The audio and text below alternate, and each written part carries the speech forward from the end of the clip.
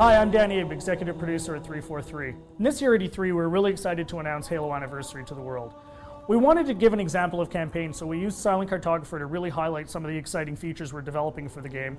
And now we want to share this with the rest of the world. So this is really your chance to get a behind-the-scenes peek at what we're doing with Halo Anniversary. Hope you enjoy. Okay, so let's dive right in and take a look at Silent Cartographer. This is exactly the same demonstration we gave to the press at E3. In fact, this is exactly the same build. So the exciting thing is that this build has come a really long way since we showed this at E3. It's kind of funny for me to look at it now and say, hey, the game looks much better now. So the first thing you're going to see immediately on the fly-in is the graphical upgrade. I mean, the game looks fantastic. We spent a lot of time really lovingly bringing this into the current generation and, working very hard to make sure that this looks like a current generation title, something everyone can look at and just say, wow, this game looks fantastic. But the big test is really, how does it feel? So let's take a look. So we're going to charge the beach here. First thing you're going to get a taste of when you pick up this game and start playing is that this plays exactly like the original.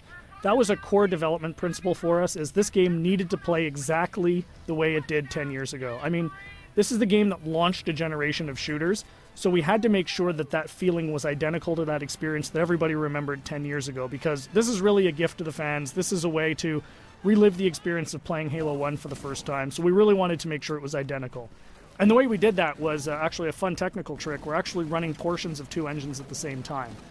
So the underlying code, the code controlling how the game feels, how the AI reacts, all of that stuff, is a lot of it's the original Halo 1 code, and that was really the best way for us to ensure that the game played exactly the same as it did 10 years ago. But on top of that, we've layered a new graphics engine that allows us to, make the game look fantastic and look like a current generation title. So it's really a great mix of the two. So at the end of the day, your Halo fan gets a game that plays exactly like they remember, but looks like a current generation title. We get some other benefits from this as well. As I said earlier, and I say this all the time, the primary goal for this game is to make sure Halo fans can relive the experience of what it was like to play 10 years ago. And one of the big tools we have in our box to do that is Classic Mode. So what's Classic Mode? At the touch of a button, you can swap back and see how the game looked 10 years ago. So here it is. This is, Halo 1 10 years ago.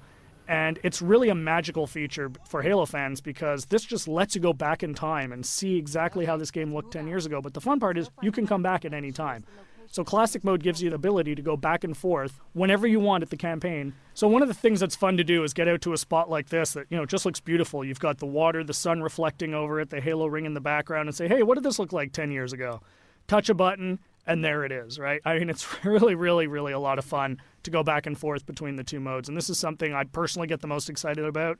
And I think, the fans are really going to love it too. This was definitely a big win at E3. As you can see, the other benefits you get from the new version is you've got the splash effects, the dust effects as you get back onto the beach. The game just looks great. The other thing that's fantastic is, for the first time, we're going to have co-op over live for the campaign. So you can hop onto the Warthog with a buddy and just plow through this game and, start mowing down grunts and elites and, just team up with a friend. Get on, go, hook up on live and play through the campaign together. And, we think people are really going to love that too.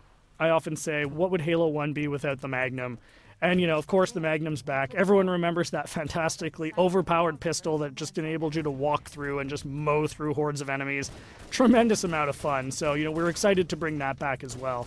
Again, you can see the game plays exactly the same as it did. Cannot highlight that enough. That was really, really important for us to make sure that this game played the same as it did, because this is really an iconic game. This is the game that convinced a lot of people, myself included, that you could actually have a fun first-person shooter experience on the console. I mean, I was a hardcore PC shooter guy, who said you're never going to make a game on the console that is going to, make me want to play. And this is the game that changed my, my impression of it. And it's the same for millions of Halo fans. And those fans, that's who this game is for. This game is really a labor of love for us here at 343, and we're really excited to be able to present it to you. So there's your sneak peek of Silent Cartographer. Really just the tip of the iceberg. We've got a lot more features we're going to announce as we get closer to launch. Come to Halo Fest at the end of August and see the whole game in action. See you then.